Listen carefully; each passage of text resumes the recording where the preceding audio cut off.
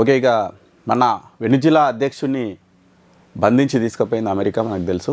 అంటే ఒక సార్వభౌమత్వం ఉన్నటువంటి ఒక దేశం మీద దాడి చేసి అధ్యక్షుడిని ఎత్తుకపోవడం అనేది ఎంతవరకు కరెక్టు అనేది చర్చ నడుస్తుంది. కానీ అది అంటారు కదా, కట్టి ఉన్నదే బర్రె అనేది అంటారు కదా, అట్లా మరి అమెరికా ఏది చేసినా కానీ అంటే వాళ్ళు బాగా ధనవంతులు, ప్రపంచానికి పెద్దన్నా, మేము ఏం చేసినా నడుస్తుంది అంటారు. ఇప్పుడు ఆ వెనిజులా అధ్యక్షుని ఎత్తుకపోయినా ఎవరు మాట్లాడట్లేదు.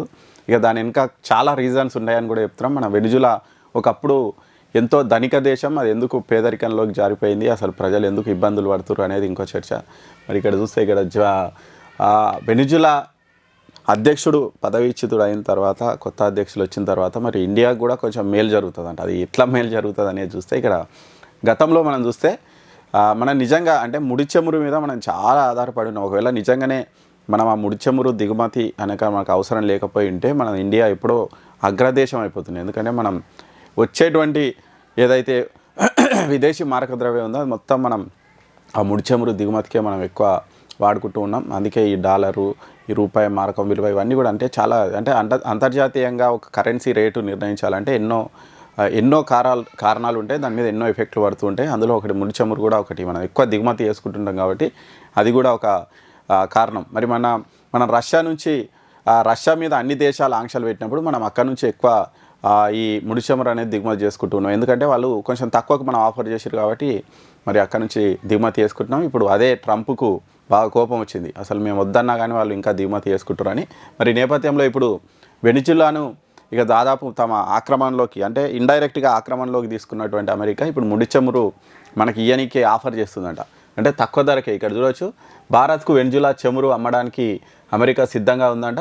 మరి మళ్ళీ వెనిజులా చమురు నిజంగా అంటే వెనిజులాలో క్రూడ్ ఆయిల్ చాలా ఎక్కువ ఉంది. దాదాపు ప్రపంచంలో ఉన్నటువంటి చాలా పెద్ద ఎత్తున ఉన్నటువంటి ముడి చమురు క్రూడ్ ఆయిల్ ఉన్నటువంటి దేశాల్లో వెనిజులా ఒకటి. కాకపోతే ఆ దేశం మీద అమెరికా ఆంక్షల ఫలితంగా అక్కడ ఎంత క్రూడ్ ఆయిల్ ఉన్నా దాన్ని వెలికి తీసేటువంటి సిస్టమ్ లేకపోవడంతో వాళ్ళు బయటికి అమ్మలేకపోతున్నారు. ఇప్పుడు ఇక అయిపోయింది. అంటే అమెరికా దాదాపు దాన్ని ఇండైరెక్ట్గా తన చేతిలోకి తీసుకుంది కాబట్టి ఇక చమురు వెలికి తీసి అంతా పోయి ఇక అమెరికా సంస్థలే పోతాయి. ఆడికి అమెరికా చెందినటువంటి కంపెనీలు పోతాయి, అక్కడ వాళ్ళే తవ్వుతారు, వాళ్ళే అమ్ముతారు, మొత్తం డబ్బులని. అప్పట్లో మనం బ్రిటన్ వాళ్ళు వచ్చి మన దేశాన్ని ఎట్లయితే దోసుకున్నారో ఇప్పుడు వెనిజులా అమెరికా కూడా అట్లా దోసుకోబోతుంది.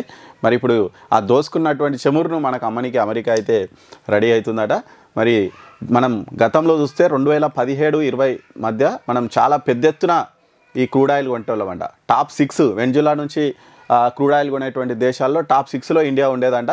మరి 2018లో ఇక్కడ చూస్తే 5-7% మన దేశానికి అవసరమైనటువంటి ఈ క్రూడ్ ఆయిల్లో 5-7% వెనిజులా నుంచే వచ్చేదంట. ఇది హెవీ ఆయిల్. అంటే ఈ ఆయిల్ కూడా కొన్ని డిఫరెంట్ టైప్స్ ఆఫ్ ఉంటాయి.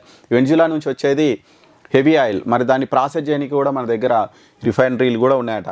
అయితే ఇక్కడ చూడవచ్చు, ఇండియా సగటున రోజుకు 3 లక్షల బ్యారెల్ల క్రూడ్ ఆయిల్ కొనుగోలు చేసేదంట. 2022లో తర్వాత అమెరికా వెనిజులా మీద మొత్తం ఆంక్షలు పెట్టింది, అక్కడ నుంచి ఎవరు కొనొద్దు. ఇప్పుడు రష్యా మీద అయితే ఎట్లయితే ప్రెజర్ తెచ్చారో అప్పుడు ఆ వెనిజులా మీద కూడా అట్లా ప్రెజర్ తెచ్చారు.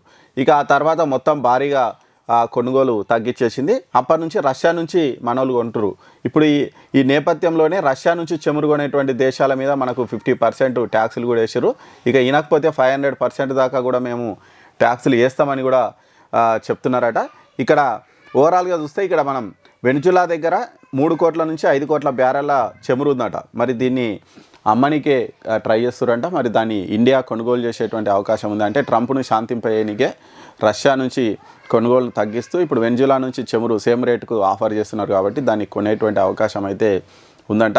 మరి దీనివల్ల మరి ఇండియాకు కొంచెం చమురు అంటే ఏదైతే మనం ఎక్కువ రేటుకు ఇచ్చుకుంటున్నామో దాని కాకుండా కొంచెం తక్కువ రేటుకు వస్తుంది కాబట్టి దాన్ని కొంచెం మనకు అంటే ఇది ఉంటుంది, ఇంకా కరెన్సీ మీద కొంచెం భారం తగ్గేటువంటి అవకాశం కూడా ఉంది. దాంతోపాటు వెనిజులా ఈ చమురు రంగాన్ని అమెరికా తన చేతిలోకి తీసుకోవడం ఇండియాకి ఇంకో రకంగా కూడా ఉపయోగపడుతుందంట.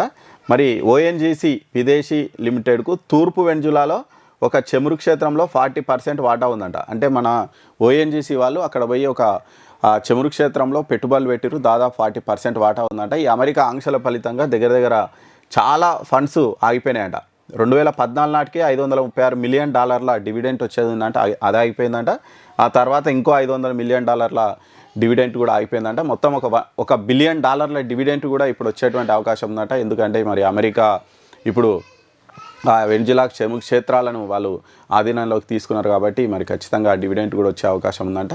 మరి మొత్తంగా ఇక ఏదో ఒకటి అంటే వీళ్ళు రష్యా నుంచి ఆపి ఇక్కడ నుంచి తీసుకోవడానికి వీళ్ళైతే ప్రణాళికలు అయితే రూపొందిస్తారంటే అమెరికా కూడా ప్రెజర్ చేస్తుంది కాబట్టి మరి మన మోడీ సార్ ఏం చేస్తారో చూడాలి.